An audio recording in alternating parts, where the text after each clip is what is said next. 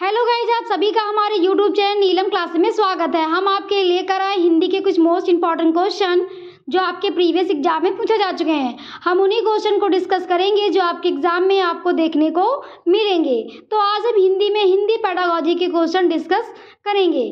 तो चलिए शुरू करते हैं। हमारा फर्स्ट क्वेश्चन क्या कहता है कि एक भाषा अध्यापिका अंग्रेजी में कहानी सुनाती है और फिर शिक्षार्थियों से कहती है कि जो भी भाषा आती है उस भाषा में यही कहानी समूह में सुनाएं, फिर कक्षा की सामान्य भाषा में यही कहानी सुनाएं। इस शिक्षण शास्त्री युक्ति को किस रूप में जाना जाता है? क्या कह रहा है क्वेश्चन हमारा कि एक भाषा अध्यापिका अंग्रेजी में कहानी सुनाती है और फिर शिक्षार्थियों से कहती है कि जो भी भाषा आती है उस भाषा में यही कहानी समूह में सुनाएं, फिर कक्षा की सामान्य भाषा में यही कहानी सुनाएं। इस शिक्षण शास्त्री युक्ति को किस रूप में जाना जाता है? क्या करती है कि पहले अंग्रेजी में कहानी सुनाती है और फिर शिक्षार्थियों से कहती है कि जो भी भाषा आती हो, यानी कि जो उसकी मदर टंग है, बच्चों की जो मातृभाषा है, उसमें यही कहानी समूह में सुनाए। किसमें सुनाए? बच्चे क्या करें कि जो कहानी सुने उसको मातृभाषा में अपने समूह में सुनाए और फिर कक्षा में सामान्य भाषा में यही सुनाए। तो सामान्य भाषा यानी कि इंग्लिश की बात कर रही थी वो, तो पहले कहानी अपनी मातृभाषा में सुनाए और फिर क्या करें, सामान्य भाषा यानी कि क्लास में इंग्लिश की बात हो रही थी, फिर इस कहानी को इंग्लिश में सुनाए। इस शिक्षण शास्त्री युक्ति को किस रूप में जाना जाता है? कि यहाँ पर मल्टीपल लैंग्वेज की बात हो रही है। किसकी लैंग्वेज की बात हो रही है? मल्टीपल लैंग्वेज, कई भाषाओं का यूज हो रहा है। पहले उसने अंग्रेजी में कहानी सुनाई, फिर बच्चों से कहती है कि अपनी मातृभाषा में कहानी सुनाओ और फिर कहती है कि सामान्य भाषा जो क्लास में चल रही है उस भाषा में कहानी सुनाओ। तो यहाँ पे क्या हो रहा है? मल्टीपल लैंग्वेज की बात हो रही है, कई भाषाओं का यूज हो रहा है। तो ऑप्शन ए कहता है बहुभाषा शिक्षण, ऑप्शन बी कहता है भाषा अर्जन और ऑप्शन सी कहता है परभाषा व्यवहार यानी कि ट्रांसलैंग्वेजिंग, ऑप्शन डी कहता है बहुभाषिक नीति। तो बहुभाषिक नीति की बात नहीं हो रही, यानी कि त्रिलैंग्वेज त्रिभाषा की बात नहीं हो रही, पॉलिसी की बात नहीं हो रही। ऑप्शन सी कहता है कि परभाषा व्यवहार ट्रांसलैंग्वेज। तो ऑप्शन सी जो है वो हमारा करेक्ट हो जाएगा। ट्रांसलैंग्वेज क्या होता है कि एक लैंग्वेज से दूसरी लैंग्वेज में ट्रांसफ़र होना। क्या होता है? एक लैंग्वेज से दूसरी लैंग्वेज में ट्रांसफ़र हुआ है, क्योंकि एक भाषा से दूसरी भाषा में प्रयोग हुआ है ना यहाँ पे, कि पहले वो अंग्रेजी में सुनाए, फिर उसने कहा मदर टंग यानी कि अपनी मातृभाषा में सुनाए, फिर सामान्य भाषा जो क्लास में चल रही है अंग्रेजी उसमें सुनाए। तो क्या हुआ कि कई भाषाओं का यूज हुआ है और एक भाषा से दूसरी भाषा में ट्रांसफ़र हुआ है। तो ये क्या कहलाएगा हमारा? परभाषा व्यवहार यानी कि ट्रांसलैंग्वेजिंग की यहाँ पे बात हो रही थी। भाषा अर्जन क्या होता है? तो भाषा अर्जन क्या हमने आपको कई बार बताया है, जो अपने घर से हम सीखते हैं, अपने परिवार से सीखते हैं, क्या होता है? भाषा अर्जन होता है। और बहुभाषा शिक्षण क्या होता है? तो बहुभाषा शिक्षण वो होता है, यही है कि कई भाषाओं का प्रयोग। लेकिन यहाँ पे शिक्षण की बात नहीं हो रही, यहाँ पे ऑप्शन सी जो है वो हमारा, ऑप्शन ए से हमारा सी जो है वो ज़्यादा करेक्ट हो जाएगा, क्योंकि वहाँ पे ट्रांस लैंग्वेज की बात हो रही है, एक लैंग्वेज से दूसरी लैंग्वेज में जाना। ऑप्शन ए से ज़्यादा हमारा सी ऑप्शन करेक्ट हो जाएगा। और तो ऑप्शन सी जो है वो हमारा करेक्ट है। आगे देखते हैं अपना अगला क्वेश्चन। एक कक्षा 7 की अध्यापिका जोड़ियों में कार्य करवाने वाली गतिविधियां करवा रही है, जिसमें सभी जोड़ियों को 10 वाक्यों की कहानी पर काम करने के लिए देती है। पहली जोड़ीदार उस वाक्य को पढ़ती है और दूसरी जोड़ीदार उस वाक्य को लिखती है। अब दूसरी जोड़ीदार दूसरा वाक्य पढ़ती है और पहली जोड़ीदार उस वाक्य को लिखती है। इस तरह दोनों जोड़ीदार कहानी पूरी करते हैं। बाद में वे मूल कहानी से अपने लिखे हुए की तुलना करते हैं। इस गतिविधि को क्या कहेंगे? क्या कह रहा है क्वेश्चन हमारा कि एक कक्षा 7 की अध्यापिका जोड़ियों में कार्य करवाने वाली गतिविधियां करवा रही है, जिसमें सभी जोड़ियों को 10 वाक्यों की कहानी पर काम करने के लिए देती है। पहली जोड़ीदार उस वाक्य को पढ़ती है और दूसरी जोड़ीदार उस वाक्य को लिखती है। अब दूसरी जोड़ीदार दूसरा वाक्य पढ़ती है और पहली जोड़ीदार उस वाक्य को लिखती है। इस तरह दोनों जोड़ीदार कहानी पूरी करते हैं। बाद में वे मूल कहानी से अपने लिखे हुए की तुलना करते हैं। इस गतिविधि को क्या कहेंगे? क्या कह रहा है क्वेश्चन हमारा कि एक अध्यापिका है जो कक्षा 7 की है, जो जोड़ियों में काम करवा रही हैं और जिसमें उन्होंने जोड़ियों को 10 वाक्यों पर कहानी पर काम करने के लिए कहती हैं। पहली जोड़ीदार क्या कहती हैं कि पहली जोड़ीदार उस वाक्य को पढ़ती है और दूसरी जोड़ीदार उस वाक्य को लिखती है। यानी कि जो जोड़ियाँ बनाई हैं उसमें पहली जोड़ीदार जो है उस वाक्य को पढ़ती है और दूसरी जोड़ीदार उस वाक्य को लिखती है। फिर क्या है आगे कि अब दूसरी जोड़ीदार उस वाक्य को पढ़ती है और पहली जोड़ीदार उस वाक्य को लिखती है। इस तरह दोनों जोड़ीदार कहानी पूरी करते हैं, बाद में अपने लिखे हुए की तुलना करते हैं। इस गतिविधि को क्या कहेंगे? यानी कि ऐसे समझिए कि अध्यापिका ने क्या किया कि जोड़ियाँ बनाई, उसमें क्या किया 10 वाक्यों को दिया लिखने को। पहली जोड़ीदार वाक्य को पढ़ती है तो दूसरी जोड़ीदार लिखती है, और फिर जब दूसरी जोड़ीदार वाक्य को पढ़ती है तो पहली जोड़ीदार होती है वो लिखती है। इस तरह दोनों कहानी को पूरा करते हैं। तो उसी में कह रहा है कि कौन सी इस गतिविधि को क्या कहेंगे? ऑप्शन ए कहता है वाक्य श्रुत लेख। तो वाक्य श्रुत लेख तो सिर्फ वाक्य की बात नहीं हो रही थी, वहाँ पे तो कहानी की बात हो रही थी, तो ये हमारा इनकरेक्ट हो जाएगा। ऑप्शन बी कहता है पारस्परिक सूत्रलेख। तो ऑप्शन बी जो है ये हमारा क्या हो जाएगा? करेक्ट हो जाएगा कि पारस्परिक सूत्रलेख हो रहा है, आपस में हो रहा है, क्योंकि पहले जो पढ़ती है वो दूसरी लिखती है, जो दूसरी पढ़ती है वो पहले लिखती है, तो पारस्परिक तो हो रहा है हमारा। और श्रुतलेख क्या होता है? श्रुतलेख यानी कि इमला, पहले इमला ही हुआ ना श्रुतलेख, कि उसने पढ़ा तो उसने लिखा और फिर उसने पढ़ा तो उसने लिखा, तो ये क्या हुआ? पारस्परिक सूत्रलेख हुआ। जैसा कि पहले इमला लिखते हैं तो उसी क्या करते हैं श्रुतलेख, और फिर बाद में क्या किया? तुलना की, मतलब क्या किया कि उसमें चेक करा कि देखते हैं कि वर्तनी शुद्ध है या नहीं है, तो ये क्या हुआ? पारस्परिक सूत्रलेख हमारा हुआ। ऑप्शन सी कहता है कि पारस्परिक लेखन तो लेखन की नहीं होगा, उन्होंने सुना भी और लिखा, यानी कि इमला एक ने बोला और दूसरे ने लिखा। ऑप्शन डी कहता है पारस्परिक श्रवण, सिर्फ सुनने की बात नहीं हो रही, लिखने की भी बात हो रही थी, तो ऑप्शन बी जो है वो हमारा करेक्ट हो जाएगा, पारस्परिक श्रुतलेख। आगे देखते हैं अपना अगला क्वेश्चन। वह भाषा क्या है जिसका प्रयोग हम प्रतिदिन के लिए आमने सामने की अंतःक्रिया के लिए करते हैं? क्या कह रहा है क्वेश्चन हमारा कि वह भाषा क्या है जिसका प्रयोग हम दिन प्रतिदिन के लिए आमने सामने की अंतःक्रिया के लिए करते हैं? ऑप्शन ए कहता है संप्रेषणात्मक भाषा कौशल। ऑप्शन बी कहता है अंतःवैयक्तिक भाषा निपुणता। ऑप्शन सी कहता है संज्ञानात्मक अकादमिक भाषा निपुणता CALP। ऑप्शन डी कहता है बुनियादी अंतरावैयक्तिक संप्रेषण कौशल BICS। तो ऑप्शन जो डी है वो हमारा क्या हो जाएगा? करेक्ट हो जाएगा, बुनियादी अंतरवैयक्तिक संप्रेषण कौशल यानी कि BICS। BICS क्या होता है? Basic interpersonal communication skill. क्या होता है? बेसिक इंटरपर्सनल कम्युनिकेशन स्किल, जिसमें हम बेसिक भाषा का यूज़ करते हैं, जैसे कि दिन प्रतिदिन की भाषा, अपने आस पड़ोसियों से, अपने रिश्तेदारों से, अपने दोस्तों से जिस भाषा का हम प्रयोग करते हैं वो क्या होता है? हमारा BICS होता है। तो ऑप्शन डी हमारा करेक्ट है। अब ऑप्शन सी भी देख लेते हैं। ऑप्शन सी क्या होता है? क्या कह रहा है कि संज्ञानात्मक अकादमिक भाषा निपुणता, ये क्या होता है? इसका अपोजिट होता है। तो CALP क्या होता है? तो CALP होता है कॉग्निटिव एकेडमिक लैंग्वेज प्रोफिशिएंसी। क्या होता है? कॉग्निटिव एकेडमिक लैंग्वेज प्रोफिशिएंसी, यानी कि इसका ये क्या होती है? एक ऑफिशियल लैंग्वेज होती है जो स्कूल में प्रयोग करते हैं, ऑफिस में प्रयोग करते हैं, इंटरव्यू वगैरह में ये भाषा का यूज होता है, जो सिर्फ ऑफिशियल लैंग्वेज ही होती है।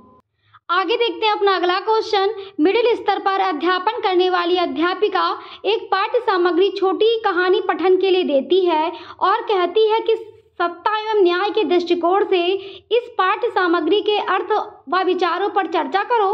अध्यापिका अपने शिक्षार्थियों में किसका विकास करने की चेष्टा कर रही है? क्या कह रहा है क्वेश्चन हमारा कि मिडिल स्तर पर अध्यापन करने वाली अध्यापिका एक पाठ्य सामग्री छोटी कहानी पठन के लिए देती है और कहती है कि सत्ता एवं न्याय के दृष्टिकोण से इस पठन सामग्री के अर्थ व विचारों पर चर्चा करो। अध्यापिका अपने शिक्षार्थियों में किसका विकास करने की चेष्टा कर रही है? यानी कि किस स्तर के बच्चे हैं? मिडिल स्तर, यानी कि 6 से 8 के बच्चे हैं। उसको क्या करती है?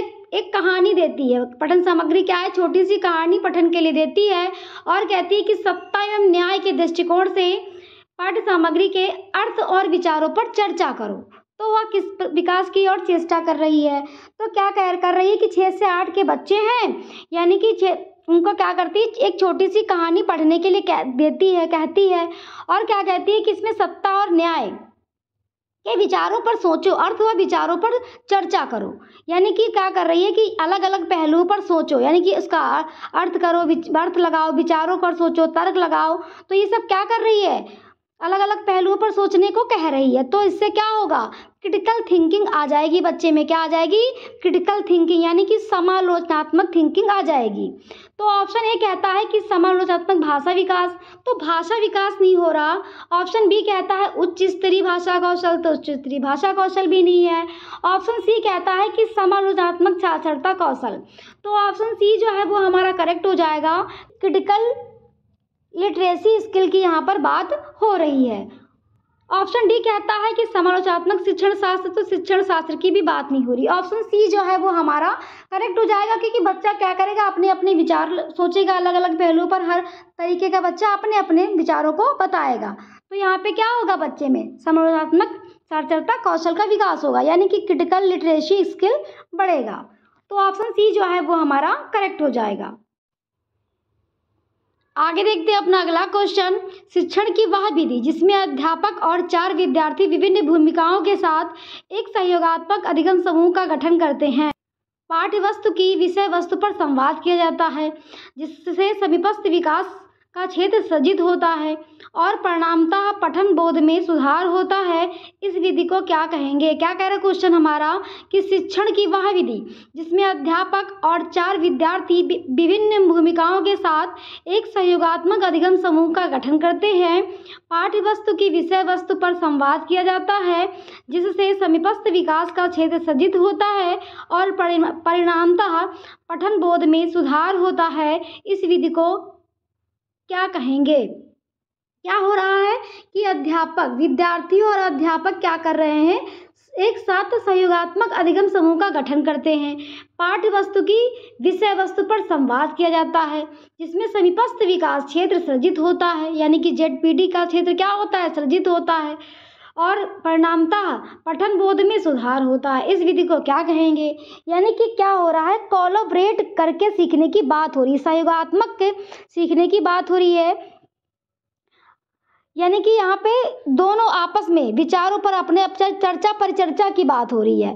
टीचर बच्चों से चर्चा करेंगे, बच्चे टीचर से चर्चा करेंगे, दोनों की क्या होगी, चर्चा परिचर्चा की बात हो रही है। दोनों आपस में विचारों को बता रहे हैं, यानी कि रेसिप्रोकल टीचिंग की बात यहाँ पर हो रही है। यहाँ समझ बेहतर होने की बात हो रही है। तो ऑप्शन ए कहता है कि संरचनात्मक उपागम, तो संरचनात्मक उपागम की नहीं बात हो रही। ऑप्शन बी कहता है मॉडल पठन, तो मॉडल दिखाकर भी पठन नहीं हो रहा। ऑप्शन सी कहता है व्याकरण अनुवाद विकास, तो ये भी नहीं हो रहा, व्याकरण अनुवाद विकास भी नहीं हो रहा। ऑप्शन डी कहता है पारस्परिक शिक्षण, तो ऑप्शन डी हमारा करेक्ट हो जाएगा। किसकी बात हो रही है, पारस्परिक शिक्षण, यानी कि रेसिप्रोकल टीचिंग की बात हो रही है। यहाँ पर समझ बेहतर होने की बात हो रही है, यानी कि कोलैबोरेट करके यहाँ पे सीख रहे हैं दोनों, शिक्षक और जो शिक्षक है और जो छात्र है, दोनों क्या करते हैं, चर्चा परिचर्चा करके सीख रहे हैं। आगे देखते हैं अपना अगला क्वेश्चन। उपचारात्मक शिक्षण किसके लिए है। क्या कह रहा है क्वेश्चन हमारा कि उपचारात्मक शिक्षण किसके लिए है। उपचारात्मक शिक्षण यानी कि डायग्नोस्टिक टीचिंग की बात हो रही है, जिसमें क्या होता है उपचारात्मक शिक्षण में कि बच्चे में जो कमियां आ रही हैं सीखने में, अधिगम में, उनको जो कमियां आ रही है उनको दूर करना, उनका निदान करना, सुधार लाना, ये क्या होता है, हमारा उपचारात्मक शिक्षण होता है। तो ऑप्शन ए क्या कहता है कि उन शिक्षार्थियों के लिए जिन्हें भाषा अधिगम के कुछ आयामों पर ध्यान देने की आवश्यकता है, तो ये हमारा क्या हो जाएगा, इनकरेक्ट हो जाएगा, कुछ आयामों पर ध्यान देने की आवश्यकता है। ऑप्शन बी कहता है कि उन शिक्षार्थियों और अध्यापकों के लिए जो भाषा की परीक्षा में अधिक अंक लाना चाहते हैं, तो अधिक अंक लाने की बात नहीं हो रही। ऑप्शन सी कहता है कि उन शिक्षार्थियों और अध्यापकों के लिए जिन्हें अपने शिक्षण अधिगम युक्तियों को समझने और बदलने और सुधार लाने की ज़रूरत है, तो ऑप्शन सी जो है वो हमारा क्या हो जाएगा, करेक्ट हो जाएगा। क्योंकि क्या करना, शिक्षण अधिगम की युक्तियों को समझना और जो नहीं समझ में आए उनको बदलने और सुधार लाने की जरूरत ही हमारा उपचारात्मक शिक्षण होता है। ऑप्शन डी क्या कहता है कि उन अध्यापकों के लिए जिन्हें भाषा सीखने वाले कुछ विद्यार्थियों के लिए अपने शिक्षण में सुधार लाने की जरूरत है। तो सिर्फ अध्यापकों के लिए नहीं, विद्यार्थी भी होना जरूरी है, तो ये भी हमारा इनकरेक्ट हो जाएगा। तो ऑप्शन सी जो है वो हमारा करेक्ट हो जाएगा। आगे देखते हैं अपना अगला क्वेश्चन, निम्नलिखित में से कौन सा विस्तृत पठन का उद्देश्य नहीं है। क्या कह रहा है क्वेश्चन हमारा कि निम्नलिखित में से कौन सा विस्तृत पठन का उद्देश्य नहीं है, यानी कि वो निगेटिव पूछ रहा है। और विस्तृत पठन क्या होता है? विस्तृत पठन होता है कि मजे के लिए पढ़ना, कुछ एक्स्ट्रा पढ़ना, जैसे कि कुछ नॉवल पढ़ लिए, किताब पढ़ ली, कहानी पढ़ ली, लाइब्रेरी में कुछ पढ़ लिया, ये सब हमारा क्या होता है? विस्तृत पठन होता है। और यहाँ पे पूछ क्या रहा है कि इसमें से कौन सा नहीं है, तो ऑप्शन ए कहता है कि आनंद के लिए पठन। तो आनंद के लिए तो पठन होता है ना विस्तृत पठन, मजे के लिए पढ़ना। ऑप्शन बी कहता है व्याकरण अधिगम के लिए पठन, तो व्याकरण अधिगम के लिए पठन नहीं होता है विस्तृत पठन। ऑप्शन सी कहता है सराहना बोध के लिए पढ़ना, तो ये भी हमारा आ जाएगा कि भाई मजे के लिए पढ़ना। ऑप्शन डी कहता है कि बहिर्वेशन एक्स्ट्रापोलेशन के लिए पठन, तो अभी तो हमने बताया ना एक्स्ट्रा पढ़ना, यानी कि आप चिंतन करके पढ़ पा रहे हैं कि कुछ नया सीख पा रहे हैं, मजे के लिए पढ़ रहे हैं, तो ये भी हमारा एक्स्ट्रा पढ़ रहे हैं, तो ये भी हमारा करेक्ट है।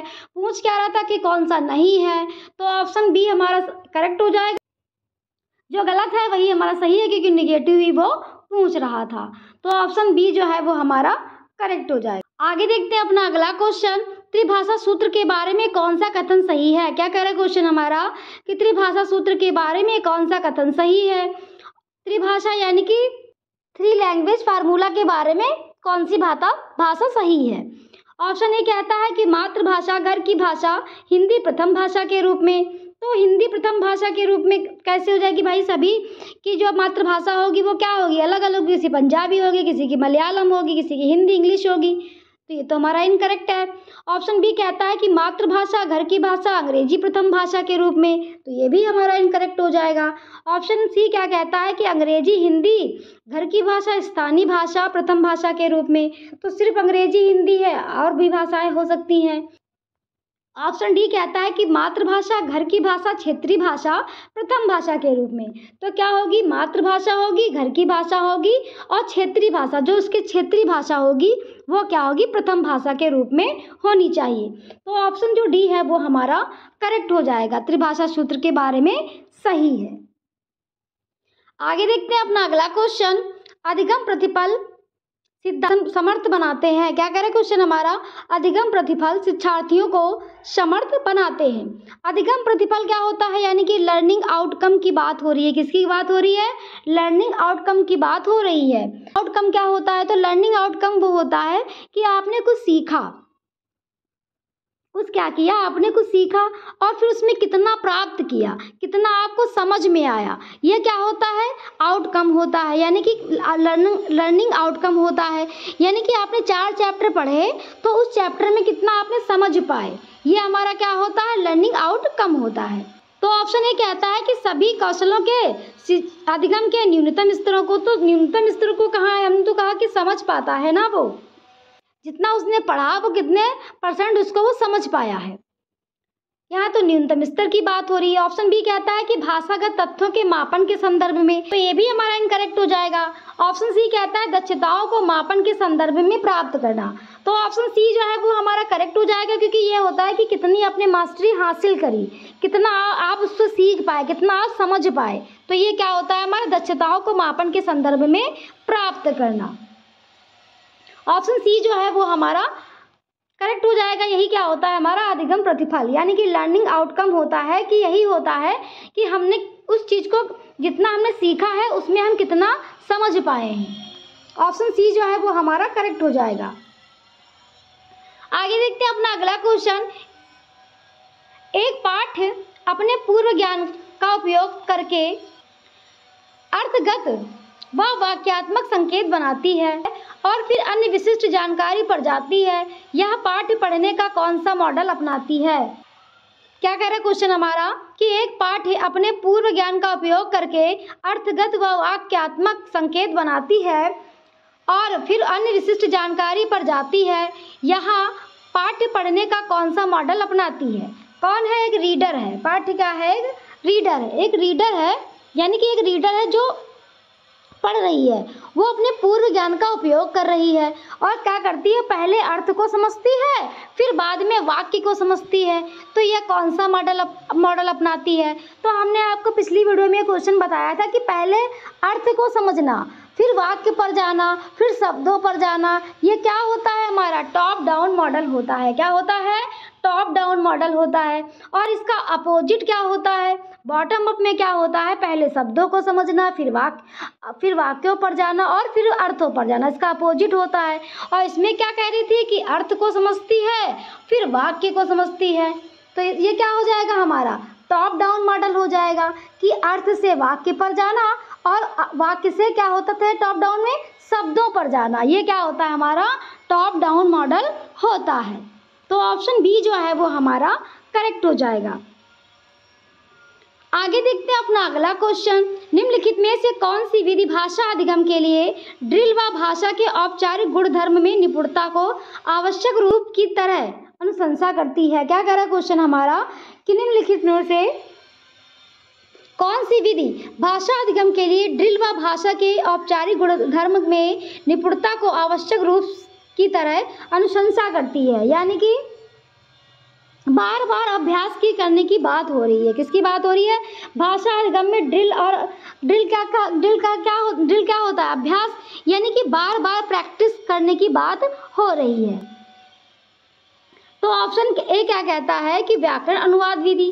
तो व्याकरण अनुवाद विधि में की बात नहीं हो रही। ऑप्शन बी कहता है कुल भौतिक प्रक्रिया, यानी कि टोटल फिजिकल रिस्पॉन्स हो रही, तो ये भी हमारा इनकरेक्ट हो जाएगा। टोटल। ऑप्शन सी क्या कहता है कि श्रव्य भाषावाद। क्यों सी करेक्ट हो जाएगा कि क्या कह रहा है कि अगर आप बोल रहे हैं और सुनने की जो आपकी भाई कोई प्रैक्टिस करेंगे, अगर हम किसी चीज़ की, तो क्या करेंगे, आपके बोलने और सुनने की जो क्षमता है वो क्या हो जाएगी, ठीक हो जाएगी उस भाषा में। तो ये क्या कहलाएगा, हमारा श्रव्य भाषावाद। यानी कि आप किसी ऑफिस में जाते हैं, वहाँ की लैंग्वेज आपको सीखनी है, तो आप क्या करेंगे, बार बार अभ्यास करेंगे। तो क्या करेंगे, आपको जो बोलना और सुनने की जो क्षमता है वो क्या हो जाएगी, उसमें भाषा में अच्छी हो जाएगी। तो ये क्या कहलाएगा, हमारा श्रव्य भाषावाद कहलाएगा, यानी कि ऑडियो लैंग्वेज मेथड कहलाएगा हमारा। तो ऑप्शन सी जो है वो हमारा करेक्ट हो जाएगा। ऑप्शन डी क्या कहता है, संप्रेषणात्मक भाषा शिक्षण। तो संप्रेषण भाषा की बात नहीं हो रही, कम्युनिकेशन की बात नहीं हो रही। ऑप्शन सी जो है वो हमारा करेक्ट हो जाएगा। आगे देखते हैं अपना अगला क्वेश्चन। घोषणात्मक ज्ञान क्या है? क्या कह रहा है क्वेश्चन हमारा कि घोषणात्मक ज्ञान क्या है, यानी कि डिक्लेरेटिव नॉलेज क्या है।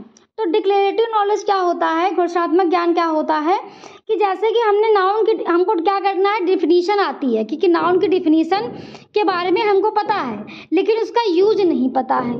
तो ये हमारा क्या होता है, डिक्लेरेटिव नॉलेज, यानी कि घोषणात्मक ज्ञान होता है।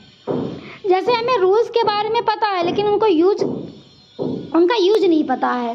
तो ऑप्शन ए कहता है कि व्याकरणिक तत्वों में त्रुटि की पहचान करना सीखना। ऑप्शन बी क्या कहता है, किसी व्याकरणिक तत्व पर कैसे कार्य किया जाए यह जानना। ऑप्शन सी कहता है किसी भाषा के शब्द का उच्चारण जानना। ऑप्शन डी कहता है व्याकरणिक तत्वों के बारे में जानना। तो ऑप्शन जो डी है वो हमारा करेक्ट हो जाएगा, क्योंकि व्याकरणिक तत्वों के बारे में जानना, यानी कि हमको नाउन की डिफिनीशन आती है लेकिन उसका यूज कैसे होता है ये हमको नहीं पता, यही हमारा डिक्लेरेटिव नॉलेज होता है। और किसी शब्द का उच्चारण जानना, भाषा के शब्द का, तो ये तो क्या हो जाएगी, प्रक्रिया हो जाएगी, प्रक्रियात्मक ज्ञान हो जाएगा। ये हमारा इनकरेक्ट है। ऑप्शन बी क्या कहता है कि तत्व पर कैसे कार्य किया जाता है, तो ये भी एक प्रक्रिया हो गई, प्रक्रियात्मक ज्ञान हो गया। ऑप्शन ए कहता है कि तत्व की त्रुटि को पहचान करना सीखना, तो ये भी क्या होगा, प्रक्रियात्मक ज्ञान होगा। पहले क्या करेंगे, उसकी भाई त्रुटि की पहचान करेंगे तो एक प्रक्रिया तो हुई, और फिर क्या करना, उसके सीखना, त्रुटियों की पहचान करके उस पर सीखना। और ऑप्शन डी क्या कहता है कि व्याकरणिक तत्वों के बारे में जानना, यानी कि यहाँ पर नॉलेज की बात हो रही है। तो ऑप्शन जो डी है वो हमारा करेक्ट हो जाएगा कि घोषणात्मक ज्ञान क्या होता है कि वह ज्ञान होता है जिसमें हम नाउन की डिफिनीशन पता तो होती है कि हमको ये है, लेकिन उसका यूज कैसे होता है ये नहीं पता। रूल्स के बारे में पता होता है, रूल का यूज नहीं कैसे करते हैं ये नहीं पता होता। यही हमारा क्या होता है, डिक्लेरेटिव नॉलेज, घोषणात्मक ज्ञान। ऑप्शन डी हमारा करेक्ट हो जाएगा। आगे देखते हैं अपना अगला क्वेश्चन। कक्षा 8 की अध्यापिका एक पाठ्य सामग्री के 5 वाक्यों को 2 बार अंग्रेजी में पढ़ती है और शिक्षार्थियों को ध्यानपूर्वक सुनने के लिए कहती है। इसके बाद वह विद्यार्थियों के 4-4 के समूह में काम करने के लिए कहती है कि वे पढ़ी पाठ्य सामग्री का पुनर्लेखन करें जो एकदम मूल जैसा ना हो। इस गतिविधि को क्या कहेंगे? क्या कह रहा है क्वेश्चन हमारा कि कक्षा 8 की अध्यापिका एक पाठ्य सामग्री के 5 वाक्यों को 2 बार अंग्रेजी में पढ़ती है और शिक्षार्थियों को ध्यानपूर्वक सुनने के लिए कहती है। इसके बाद वह विद्यार्थी के 4-4 के समूह में काम करने के लिए कहती है कि वे पढ़ी पाठ्य सामग्री का पुनर्लेखन करें जो एकदम मूल जैसा ना हो। इस गतिविधि को क्या कहेंगे? यानी कि कक्षा 8 की अध्यापिका है वो 5 वाक्यों को 2 बार अंग्रेजी में पढ़ती है और विद्यार्थियों के 4-4 समूह बनाती है। सुनने को कहती है, 4-4 समूह बनाती है और पढ़ी पाठ्य सामग्री को क्या कहती है? पुनर्लेखन, यानी कि लिखने को कहती है। और जैसा कि उसने एकदम मूल जैसा ना हो, इस गतिविधि को क्या कहेंगे? यानी कि जो कहानी उसने सुनी है उसको आपको लिखना है, सेम नहीं लिखना है, कुछ अलग लिखना है, आपको अपने विचारों में इसको लिखना है। तो ये क्या कहलाएगा? तो ऑप्शन ए कहता है लेखन कार्य। तो लेखन कार्य थोड़ी ना हुआ, उसने सुना भी ना, सुनना भी होगा। सिर्फ लेखन कहाँ हुआ? पहले तो अध्यापिका ने जो बोला कहानी वो बच्चों ने सुनी, तो ये तो सुनना भी आना चाहिए ना। शब्द विकार, तो शब्द सिर्फ सुना ही नहीं, लिखने को भी कह रही है, तो ये भी इनकरेक्ट है। ऑप्शन सी कहता है सामूहिक श्रुत लेख। तो ऑप्शन सी जो है वो हमारा करेक्ट हो जाएगा। सामूहिक श्रुत लेख यानी कि समूह में लिखने को कह रही है, 4-4 के समूह बना दिए और क्या कहा कि लिखो। तो पहले बच्चों ने सुना फिर तभी तो लिखा ना, तो ये क्या हो जाएगा? श्रुतलेख हो जाएगा। यानी कि श्रुतलेख में क्या होता है? जैसे कि पहले कोई चीज़ सुनोगे फिर उसको लिखोगे। तो ऑप्शन सी जो है हमारा करेक्ट हो जाएगा कि समूह, पहले समूह की बात की और फिर श्रुतलेख, यानी कि पहले बच्चे ने सुना और फिर अपने विचारों को लिखा कहानी के अपने शब्दों में। ऑप्शन सी हमारा करेक्ट हो जाएगा। आगे देखते हैं अपना अगला क्वेश्चन। ऋतु कक्षा 8 अंग्रेजी भाषा की शिक्षिका है। कक्षा शिक्षण के दौरान कुछ विद्यार्थी जो प्रायः पीछे रहते हैं, कक्षा चर्चा में ध्यान नहीं दे रहे हैं। इस स्थिति में ऋतु को क्या करना चाहिए? क्या कह रहा है क्वेश्चन हमारा कि ऋतु कक्षा 8 अंग्रेजी भाषा की शिक्षिका है। कक्षा शिक्षण के दौरान कुछ विद्यार्थी जो प्रायः पीछे रहते हैं, कक्षा चर्चा में ध्यान नहीं दे रहे हैं। इस स्थिति में ऋतु को क्या करना चाहिए? ऑप्शन ए कहता है कि विषय वस्तु की व्याख्या करके विद्यार्थियों को टिप्पणियां लिखना शुरू करें।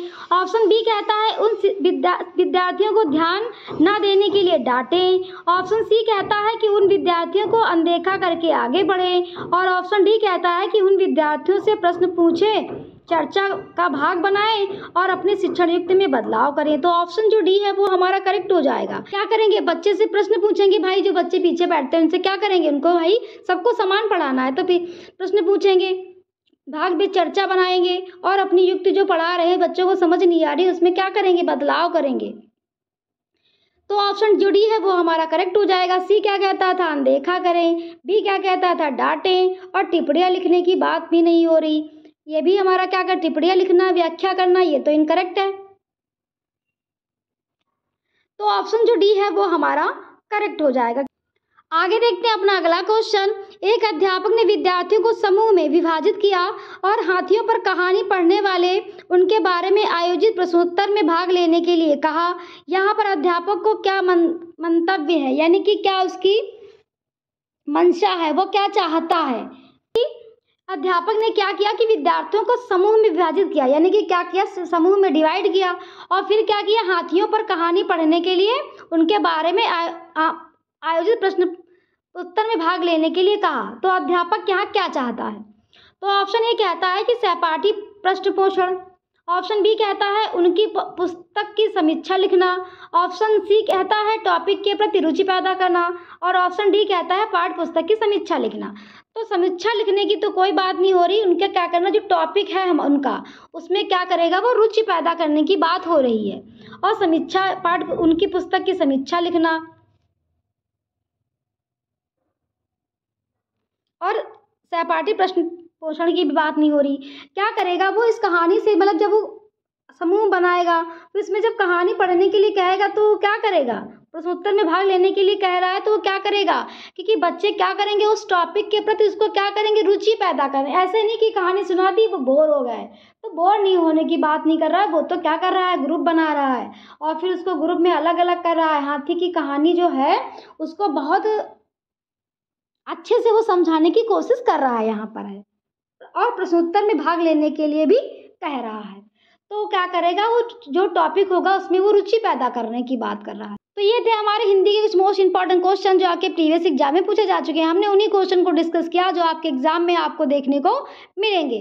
तो आज हमने हिंदी में हिंदी पेडागोजी के क्वेश्चन डिस्कस किए। अगर आपको हमारा चैनल पसंद आया हो तो प्लीज़ लाइक सब्सक्राइब करना मत भूलिएगा। Thank you.